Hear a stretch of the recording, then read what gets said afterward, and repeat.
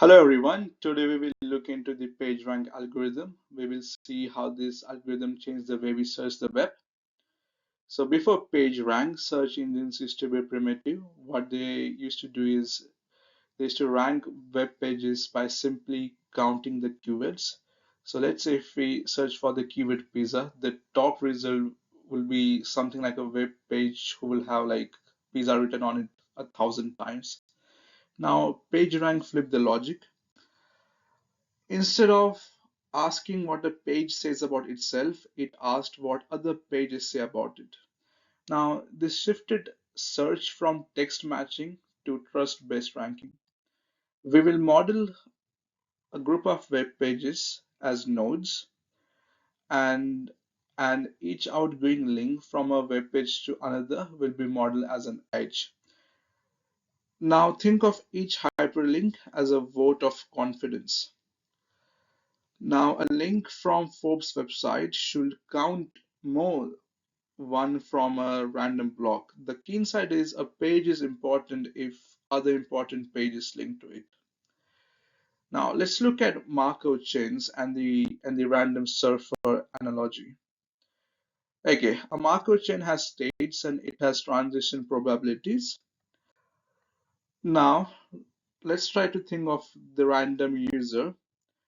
So random user clicks links completely at random for any page. They follow one of its links with equal probability forever. This forms what we call as a Markov chain, where the next state depends only on the current one. Over time, the surfer will settle into a pattern, visiting some pages more often.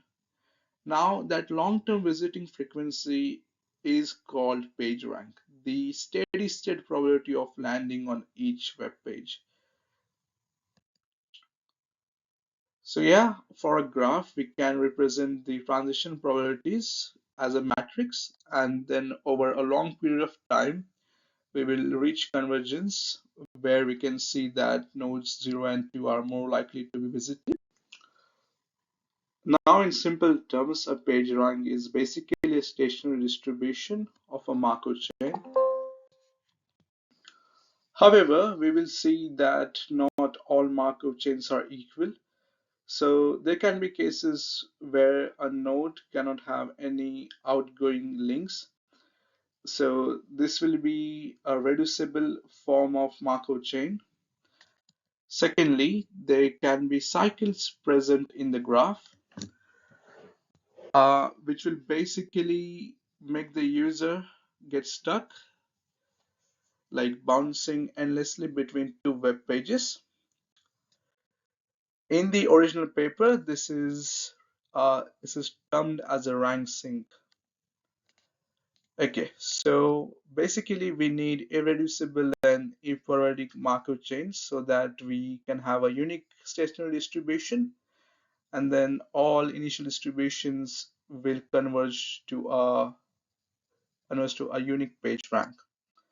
Now, in order to solve this, we will basically randomly select a new state.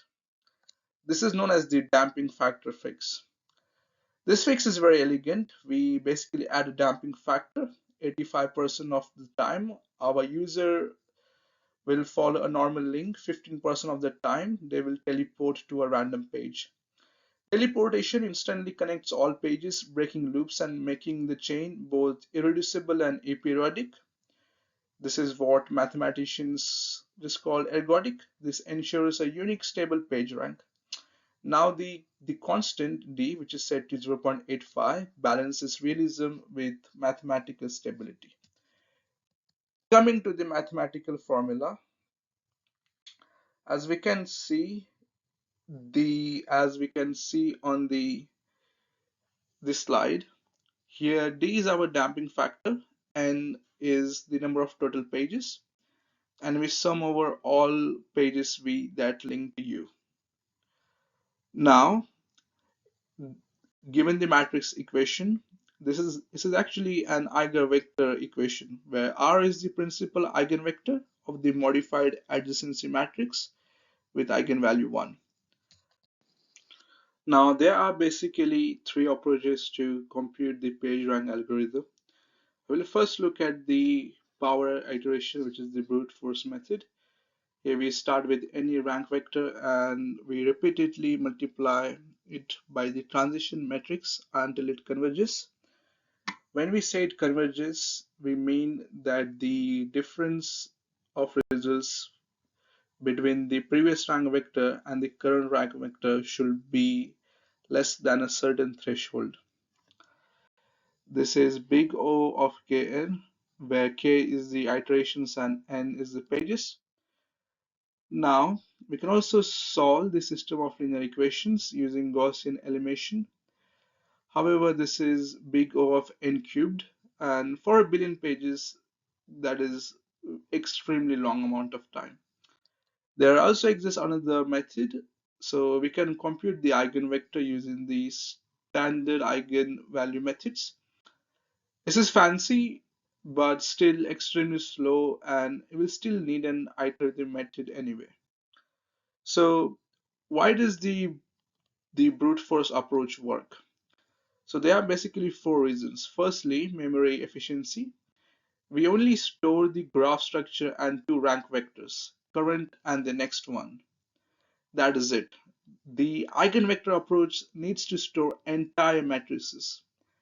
And for millions of pages, that's not happening. Secondly, it is very parallelizable. Each page's rank can be computed independently. It is very easy to get linear speed up in this case. Thirdly, the convergence is very fast. The web's link structure creates an expanded graph with good eigenvalue separation. So in practice, we will need around 50 to 100 iterations, and each iteration is very cheap. Now, fourthly, here's the thing. We don't need perfect accuracy. Close enough is good enough for search rankings. Power iteration gives you good enough fast value, while fancy methods waste time computing unnecessary precision. Here we can see from the original paper that for over 322 million links, the algorithm converged in just 53 iterations. Now let's look at the theoretical complexity. Each iteration processes every edge once. If we have n pages and m edges, that's big O of n per iteration. We need about log n iterations for convergence. This is because the web is an expanded graph with fast mixing time for the random walk. So in total, big O of m log n. Compared this to the Gaussian eliminations of big O of n cubed or even optimized eigenvalue methods at big O of n squared log n, where n is a billion, those differences will be astronomical. And like talking about the real implementation, Google's 1998 version computed PageRank for 24 million pages in about 5 hours. This is pretty good for a brute force approach. Now, this algorithm is valid when the graph is strongly connected or we use a damping factor to make it so. And we have crawled enough of the web for representative link structure. And pages can't easily manipulate their inlinks. However, this can be a bit tricky when we have new pages where no links exist yet. They start with zero rank. Or maybe rank sinks exist without the damping factor. We can also have link spam where people create fake pages to boost rankings. And we can have dangling links where pages with no outgoing links need special handling. PageRank handles the dangling links problem by temporarily removing dangling links, computing ranks, and then adding them back.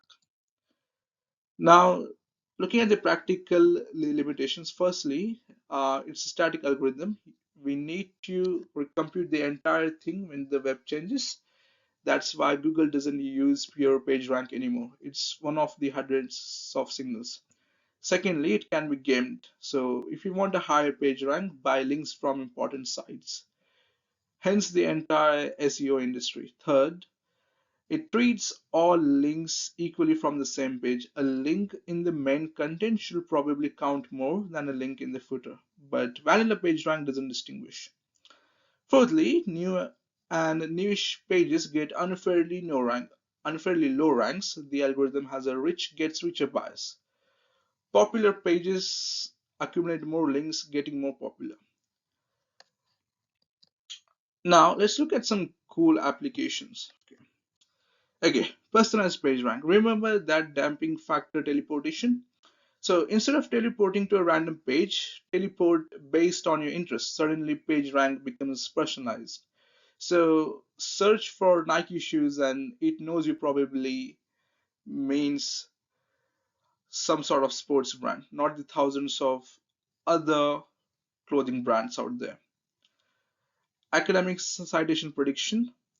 Now, PageRank actually predicts future citations way better than the current citation counts. It kind of avoids the local maxima that simple counting gets stuck in. And yeah, okay, one of the most one of the more interesting finding was in the 1998 paper founded that adult sites have high traffic but low page rank because people visit them but won't link to them from their public pages. So this algorithm is responsible for the rise of Google, and we can see that how it actually contributed to create the modern internet. And the thing is, PageRank isn't just about web search. So the same Mark-Wuchin stationary distribution approach can apply to other things as product interaction networks, traffic flow optimization. Anywhere we have a network and want to rank nodes by importance, this framework can work. Thank you.